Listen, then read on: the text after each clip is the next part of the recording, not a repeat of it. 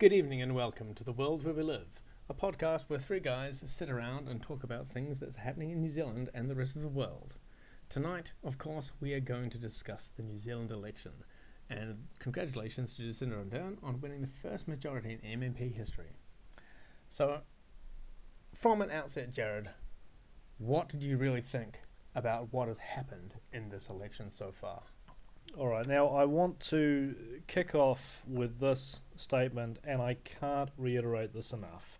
Look, I know what it looks like. You all watched the last week's one. You know we all voted ACT. We're right-wingers. And I just wanted to say what's really struck me about it is the amount of crazy, nonsensical... It's like people going through the 7 stages of grief and everything. You go on the Mike Hosking Breakfast Facebook page, you go on the Otago Daily Times, even in the Herald, even on stuff.co.nz, you get people who don't like the Labour Party acting as if the sky is quite literally falling, and people who do thinking that it's part of some crazy revolution and all the evil's going to disappear from planet Earth. And look, from the outset, this is not, I can assure you, this is not going to be 3 ACT supporters constantly whinging, taking 30 minutes to whinge about the result of the election. Because at the end of the day, it comes back to this. Whether it's the Reds in charge or the Blues or whoever else, Republicans, Democrats, it really doesn't matter. Unless it's actual fascists, unless it's actual communists or Nazis or anything like that, it does not make a great deal of difference to your day-to-day existence. The sun will still rise in the morning. We're not all going to die. And I may fundamentally disagree with the government on many things, but they haven't put the Greens in power yet, so there's no need to panic. That's a good question, though. Do you think they will? Well, there's no need to, and I see it almost as if Winston Peters got the kiss of death by putting Labour into power. The vast majority of people who voted New Zealand First in 2017 intended for him to go with the National Party. They are more right-leaning anyway, so he got the kiss of death doing that.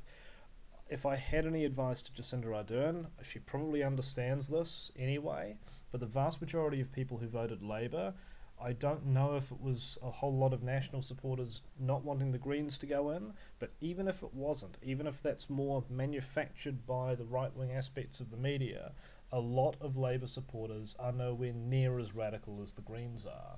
So by bringing the Greens in, she's making a grave mistake, because it's basically spitting in the face of people who specifically voted Labour because they didn't want the Socialists in. I do agree on that sort of point. So I've heard a lot of rumblings that a lot of Green supporters, after the Green Charter School sort of fiasco, moved to Labour. And I think a lot of the National supporters also moved across to Labour because they realised the National Party vote was sort of wasted, and they'd rather have a Labour majority and not be able to include the Greens into the Parliament in New Zealand than have it the other way around and have to force Jacinda into some kind of election deal with the Greens. Is that sort of how you see it as well? Yeah, I do. I think I can also look at the other side of the table as well and say a lot of people voted Greens because they want to give Greens an independent voice, and they want Greens to push their own policy. And some of them may be happy for Greens to stay outside of a coalition. Because what can often happen in any coalition is the major partner will take all the glory, and basically the other partner won't really get the lion's share of it. But I think that a good result would be Labour on its own, a good result within the current sense of what we have right now. Not my preferred option, obviously. What is your preferred option, just for reference?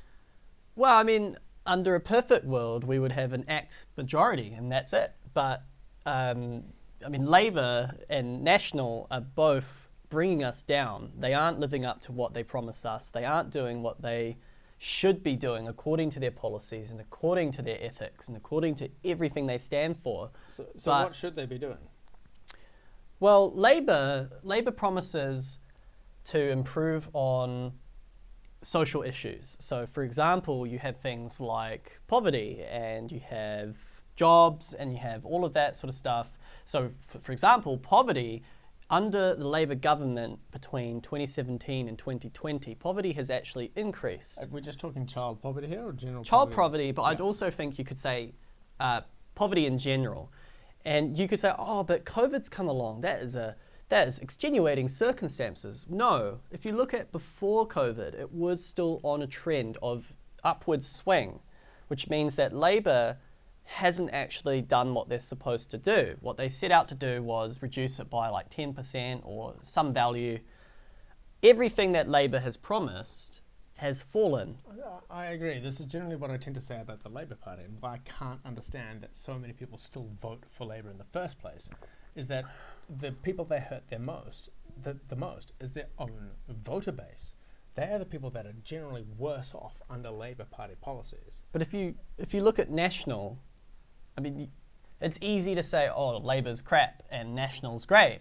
But if you're being critical about it, National's pretty terrible too. I agree. Yeah. I think that they increased debt. They did the land sales or asset sales. To foreign companies. They increased immigration, which is not necessarily a bad thing. However, during a housing crisis, do you really want to be increasing immigration?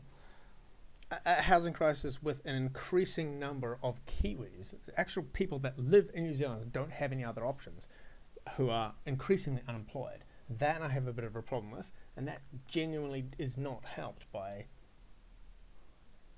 additional immigration. I'm not going to say excessive, but additional immigration. Now, sure, the National Party had a lot to answer for. There were plenty of social problems that were amplified under their 9-year tenure, but really, what it comes down to, I think, is how much more. Well, this election was an election on Jacinda Ardern and her personality. There are few fans of the Labour caucus themselves. They are still, even after 3 years, a lot of them are very inexperienced. They do not have not only the experience, but when it comes to things like facilitation of business and things like that, they are woefully inadequate. And the interesting thing is in what respect? Why are they woefully inadequate? Well, that's the thing. I now regret saying the Labour Party because, of course, in the coalition they were with, it was the Greens who showed the lack of empathy for businesses. And in fact, it was a Labour MP who, in the height of COVID, said, well, if your business is going under because you have a few Deborah Russell, few weeks lost productivity due to COVID, then you were basically on the ropes and you were no good at running a business anyway. And she later retracted that statement. Of course she did. She was wrong, and she got in again. But the thing is, and it's almost like that comment Joe Biden made to Charlemagne, if you don't vote for me, if you're figuring out whether you're for me or for Trump, you ain't black. Now, what that said was what we've known all along. The Democratic Party takes the black vote for granted, and the fact that you had a sitting Labour MP make a comment like that, they may retract it, they may apologise, all they want, but the fact that they said that on record means we can be pretty sure that is the attitude of their colleagues, their social groups, their party. Otherwise, they wouldn't have come out and said it, even accidentally. I would say so. I kind of agree with that point. That is generally representative of what the Greens seem to represent in New Zealand. So, the question now is, do you think Labour should form some kind of coalition with the Greens, even though they don't have to? It's a hard one, really. What can Labour gain by forming a coalition with the Greens when the Greens are seeking to basically go and form their own path? They want to hold Labour accountable for issues that are unresolvable in New Zealand. They want us to reduce our emissions. They want us to be green. They want us to do all of that. What about China? What about India? We are already green. What are we to do? It's all in foreign policy at this point. You need to call on other countries to take action if you're going that route. I think what you're addressing here is a definitional question. What does it mean to be green? Well, looking past all the buzzwords, sustainability, that sort of stuff, I would say it's operating your economy in such a way that it minimises environmental harm.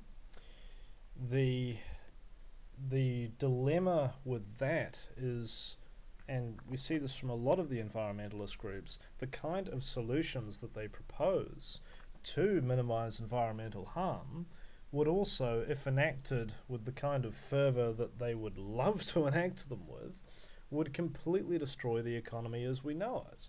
Now, I come back to the same example of the Green Party advocating for restrictions to fishing in New Zealand's waters. Well, that's all well and good, we'll save a few fish. However, if you regulate the New Zealand fishing industry out of business, the only thing that will happen is that other countries who are not burdened by these environmentalist considerations will up their output to pick up the slack. So the only difference is that we will have to buy our product from countries who give no cares about the environment, and it will cost the environment more and it will cost us more. But isn't that exactly the Greens policy? If you compete on that sort of nature, where you protect your own fisheries, so for example we have marine reserves, which are a fantastic place to repopulate fish and crustaceans and seafood outside of the area that they're in, and you prevent fishing there, you actually increase the amount of fish that you're going to have over the long term, rather than fishing out all of your resources now and then having no fish to reproduce the population later. Well, the fishing industry has also followed the oil and gas industry in condemning the Greens policies. I haven't looked into the specifics, but I believe a lot of their concerns were they were going to start to view any sort of, no matter how insignificant, area as a marine reserve, especially the ones that were that are fished in regularly and easy to fish in, and yes, that would wreak havoc. But there is an important difference between oil and gas reserves, which are fossil deposits laid down after millions and billions of years from dead organisms and fish and other sea life. That is a renewable resource that harvests energy from the sun and eventually makes it into fish. So that's a renewable resource, really. But if you fish all of the fish out now, you won't have any fish in the future. So any country that doesn't protect their territorial waters and look after their marine reserves is going to end up in a situation where they do not have a renewable resource anymore because all the parents are dead. That is significantly different from oil and gas reserves, which are by definition a limited resource because of the amount of time it takes to lay those down. Is that not an important consideration as well for the environment?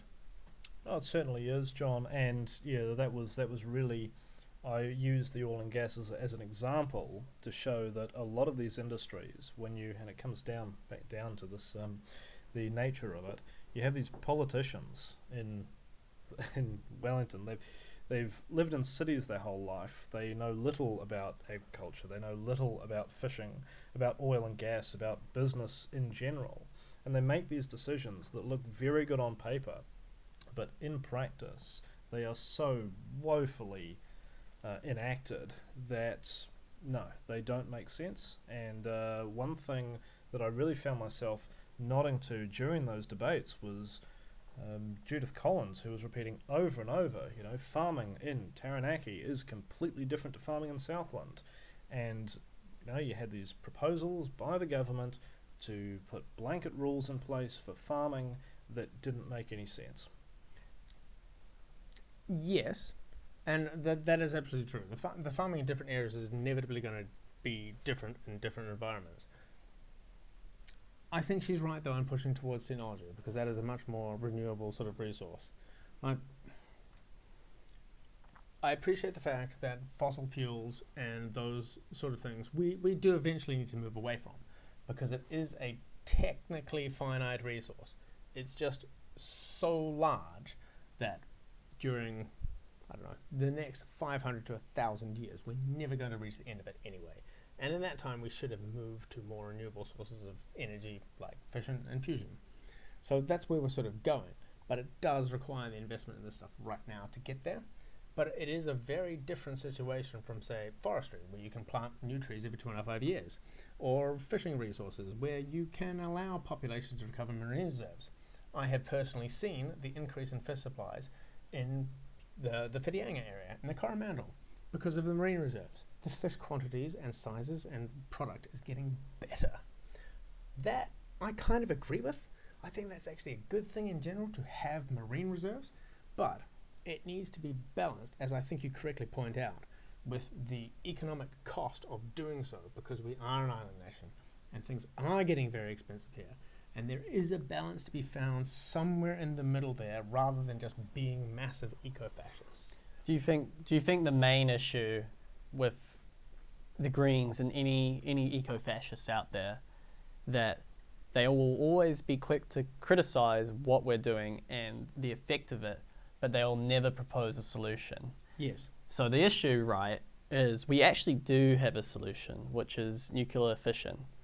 And Fusion fusion eventually, but fission, specifically, I think it's liquid thorium salt reactors.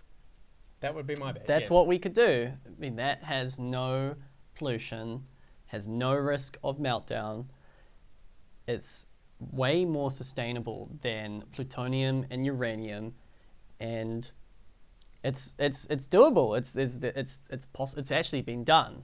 The reason that plutonium and uranium is used is because it's used for nuclear weapons, which it has its own purpose on its own, but we're moving away from that. That's how it came about in sort of the 1950s and 60s, when these technologies were being researched. They had a secondary purpose, which was creation of nuclear weapons and nuclear armaments. So the hypocrisy of the whole green standpoint is, you want us to move towards EV vehicles and batteries and all of that, solar panels, windmills. Do you understand the economic input required to build a solar panel and to build a battery? They don't. No, because you don't see and the result, the impact on the environment from a lithium mine. Yeah, you'd think with all the radiation glow making everything green, they'd be in favour of it, but... Well, and there was a TED talk on this, the impending crisis of all these solar panels. They see solar panels as bringing cheap energy to deprived parts of the world. But it's not cheap. Especially in Africa. You know, you give communities, towns, Even solar panels to produce power. The problem is, when it comes time to dispose of all these solar panels, 20, 30, if you're lucky, years from now, maximum, man. 10 years. they are full of hazardous materials that we cannot effectively dispose of. Mercury, tungsten, that sort of stuff. Cobalt. I think from an engineering point of view as well, or an electrical point of view, it's really important to understand how electricity works as well. A lot of young green voters don't understand that power plants and the power grid can't store power. No. It has to be generated matching demand. So you've got to, when, say at 9 a.m. in the morning, you know why you have to pay peak power bills? It's because they have to start up all these generators and additional plants to serve that peak demand. It's not like they have batteries and capacitors and all this stuff storing energy, because they can't do that. It's just really inefficient. So what? This is why Labour is suggesting pumped hydro, though. Which is really good, and it's not a terrible idea for us because we have a lot of rivers and valleys, but for large nations like the United States and Russia, not necessarily doable because they have such large populations. It really depends on geography and how you want to do that. The pumped hydro is, in a way, a good idea because it is like a very large battery. In a weird sort of roundabout sense. That's but physics, it's very slow. So you can't ramp it up very quickly, but it's faster than nuclear reactors, but not as good as coal-fired reactors, and it's more reliable than wind and solar. So there is a trade-off for all these things, and the question is, how do you determine the decision that makes that trade-off? Yeah, well, I think Anthony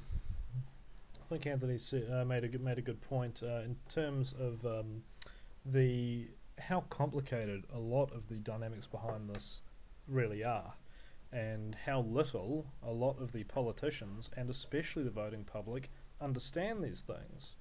And I think what it comes down to, and I've seen a lot of these comments going back to the subject of the election in particular, is that people saying, okay, so Labour's the party of social welfare. They're the party of the people. National's the party of big business. People who want to make money, greedy business tycoons who have no morals and ethics, who don't care about the common man. What they fail to understand, and I know being kind and compassion are far easier attributes for people to understand than trade, business, money, job creation. What they don't understand is the facilitation of trade and business and money is directly responsible for the welfare of an enormous number of people. Perhaps not the typical Greens supporters, but at the end of the day, most people work their asses off to survive. When the economy does well, they do well. I said on my last podcast that one person's income, one person's spending is another person's income. You could also say one person's tax is another person's income. Where do you think all this money comes from? If people don't work hard, if businesses don't succeed, if percentage of the economy, who are basically, by the way, being enslaved, don't actually contribute, then where is your benefit money and where is the social credit money going to come from? If you had, say, 20% of people on the benefit, 80% of the people working, if 40% of them stop working, what would happen to those 10%? But they would die. They would die. And I really push it in harsh economic circumstances like that. This is what I keep coming back to. It is a fundamental misunderstanding of how economics works in general. Because economics is not a social value system. It is merely a description of how resources are distributed in any particular economy. And what we're actually trading is time. That's true, but let's just go back a bit. We're not actually saying anyone should die. No. That's not the message we're putting out here. But what we're saying is... It is the inevitable consequence of your It is. Okay, so John is correct in saying that the currency of everything that we have is money right now. But money, while it has inherent value based on, belief at the moment, currency, belief, if it's a fiat currency, which it is, not backed by a gold standard or anything, but what everything comes down to, everything that has value comes down to time. So when you are buying like a car, a house, even like a muesli bar, you should think, okay, how much time will it take for me to pay for that? How much time do I have to work to earn the money to pay for that? In a perfect society, we would actually have no money and we would just trade time. Yep. We would have time units that we can trade. Some people's time is worth more because the time in which it would take maybe the average person to do that work would be 5 times as that one person. But because their personal attributes in response to them, whether it's their knowledge, their experience, their value, their strength, it doesn't matter. But any of those personal attributes, they are able to trade more of that for somebody else's time than they're able to expend in the time it takes them to do that activity. And that is literally the definition of opportunity cost, which if you haven't looked it up, you should really go and do it. Because opportunity cost is the cost that it costs you to do the next best decision. So if you make $1,000 an hour, don't clean your house. Pay somebody who doesn't make $1,000 an hour to clean your house for you. That is a much better use of your time in that perspective. Because if you pay somebody $50 and takes an hour to clean your house, you have effectively made $950. So how does this link back into the New Zealand election results? Well, I'll tell you. So the government, Labour, we know it's going to be Labour on its own, probably, Hopefully. is continuing Hopefully, yes. Continuing to borrow. So they're borrowing, I don't know, millions, Billions. billions at the moment. And like we said, and it's always been true, time is money. So if you think we don't have money, what are they borrowing? They're borrowing time. So your tax money for 50 years or more is going to be going towards repaying that debt. Do you know if we had just done tax cuts instead of just going, okay, take your tax, give you money back, oh, okay, 50% of that is administrative burden. If we had just given you a tax cut, we could have cut that debt in half, 25 years instead of 50 years. You're banking on the futures of everyone. You're losing out on You are Well, literally, as that's- David Seaman was Yeah. saying, selling your kids' You're futures. selling your kids' future because you could be using that money towards building roads, education, healthcare, anything you want. And that's absolutely right. However, there's a certain inevitability to this, and they've seen it over in America. It's the national debt. You are putting the entire economy into debt. Now, who's going to pay it? It's our grandchildren. It's the boomers' grandchildren. Then it's the millennials' grandchildren. Then it's their grandchildren, unless it blows up before then. And there's an inevitability to it, because nobody will vote for politicians who are realistic about it and say, we are going to cut government services, we're going to cut the pension, we're going to cut everything that the government helps you with to pay off the national debt. It won't happen. Any politician who stands up and says that is going to get laughed out, and it's due to the inherent selfishness. And look, by the way, I have to put here, we don't think the world's crazy. This is a wonderful time, a wonderful place, a wonderful country to live in. So it's not the end of the world. However, the debt is going to be deferred again and again and again until one day, I don't know when, it's certainly going to blow America up. We don't know when it's going to be. Do you reckon? Yes, I reckon so. It's going to completely destroy the Has American been. economy because they have a national debt that's now $12 trillion or something like that. Something like that, yes. Trump just added a massive amount to it, and it began under President Reagan, cutting taxes, of course. But really, what it is, it's deferring debt to the next generations, and nobody has, just psychologically, we will never have enough people who can see that, because everyone's happy to put it on to the next generation right up until that one poor generation, don't know how many years in the future it's going to be, is going to have to front up to it. Is this NIMBY but intergenerational debt? As in, not in my backyard because you get to push it onto your kids or somebody else's kids? Well, I actually wanted to say something a bit Sure. different. So imagine, say, the statistic for New Zealand is about 50 to 60%, probably more, people live paycheck to paycheck. And they only have enough money to cover their expenses week to week or fortnightly to fortnightly. Now think of America. America right now is drowning in debt. They're going month to month or quarter to quarter or whatever. And what they're doing is they're doing something called quantitative easing, which is printing more and more money, which is actually devaluing their currency. And they're borrowing What's money. the purpose of that, though? It's the tip.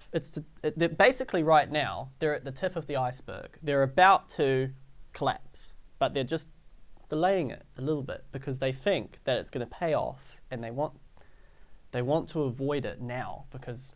So why do you think they're printing more money into their economy at the moment, specifically? Well, right now, because it's COVID, they don't want it to crash right now. But it is going to crash. It is natural for an economy to clear out bad debt. If you don't have bad investments and bad decisions clear out, have a reset, a correction, then it's unfeasible. You can't have that because there's these people, Mr. Jim Blow, down the road opened up a shipping tackle shop. Who's going to buy into that? I don't know. The bank gave him $500,000. That's a bad investment. There's a lot of fishermen in New Zealand. That stuff's real popular, man. Not in North Dakota.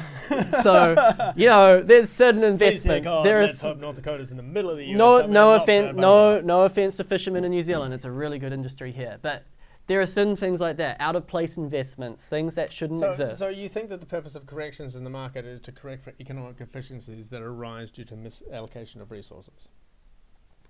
Yeah, if you have a correction, it sets everything back to zero. No one has money, then they have to build up from it. I'm not sure I necessarily agree, but I think that's where you're sort of trying to go. Misallocation of resources, and it comes back to what I said, is quite literally what people want. Now, there is an enormous amount of evidence that a major cause of the Great Recession in 2008-2009 was affirmative action, was federal policy, which forced the banks. You're gonna have to explain why do you think it's a result of affirmative action, and particularly in the US? Because it was the federal government forcing banks and finance firms to give loans to people who couldn't pay them back. specifically Fannie Mae and Freddie Mac, right? Correct. Yeah. Now, look, people will vote for that sort of stuff. You hear that all the time. Give money to disenfranchised people. Give more money to them. How can you cut those services? You have to give them a chance. You have to allow them to own their own homes. Now, we saw what it did in the subprime mortgage crisis in America, yet people are voting for more and more of that. So it comes down Why? to... Because it benefits them. It benefits them in the here and now. They can own a Does it? house. Well, if they're the disenfranchised who could never pay a loan back, who are going to get a loan and get the opportunity to own a home, they will not see beyond, I can own a home and succeed myself. They don't care that they're putting debt. They're probably not even aware that they're putting the debt off to the next generations. Why do you think that is? Because of a failure of the education system. Because they don't teach this to people. They don't understand, people don't understand that somebody has to pay for it. Free healthcare, free housing.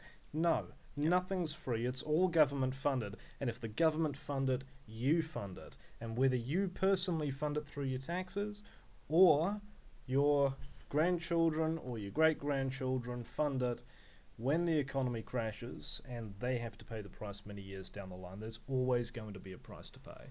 This is what I was talking about, and you may have watched some of my previous podcasts before. This is the principle of concentrated benefits and dispersed costs.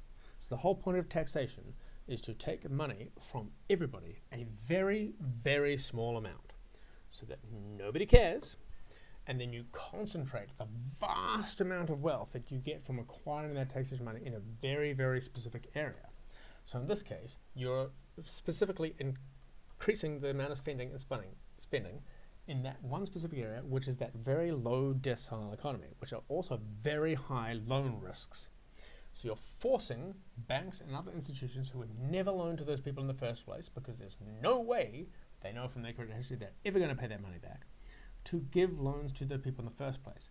And that's how this all occurs, because you are trying to interfere in the market in such a way that is not reaching a market equilibrium. And you are taking so little money off the vast amount of people that they don't care. It's literally not worth their time to complain about it. But for the people who it does benefit, those people who do get into houses as a result of this and can't afford to pay the mortgages anyway, and losing their houses and having everything foreclosed on them, which is exactly what happened in 2008, those people keep voting for that, because to them it is worth $1,000. To everybody else, it's worth $1.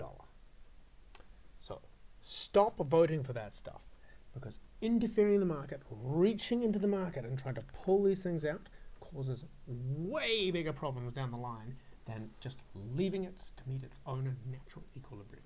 So what do you suggest those disenfranchised people do? Who should they vote for? Well, Sorry, everybody Go should on. vote for the Libertarians, because that's the entire point. Do not get involved. This stuff will work out its own equilibrium by itself. There are always going to be poor people. There are always going to be rich people. Why? Because literally everything is on a bell curve. It doesn't matter what attribute you look at. It doesn't matter what statistics you use. There is nothing that exists that does not fall on a bell curve of some kind. and here's the ultimate problem. Whether it's Labour who won or National who won, it doesn't bloody matter. Why don't we do this, guys? Why don't we run for office, and why don't we use these podcasts as our advertising? Nobody will care. I thought that was the plan. Because people don't want to think about the consequences of everything like this. It's absolutely ridiculous, and it'll keep going till that one day that it all blows up in everybody's faces, because nobody's going to want to vote for anybody like John here saying this is the way the economy works, even though he's right.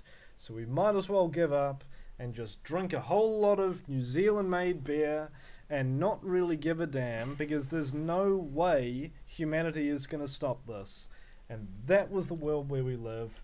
Thank you very much for joining us. Any closing statements, guys? It's been bloody good fun. Join us again next week for more exciting ramblings of three random guys in a room. That's it. See you later. Take care. We'll have 3 microphones next week, hopefully. We might, but you need to buy some T-shirts, but we haven't developed yet. So we're working on that. See you Catch later, you guys. later. Take care. Bye.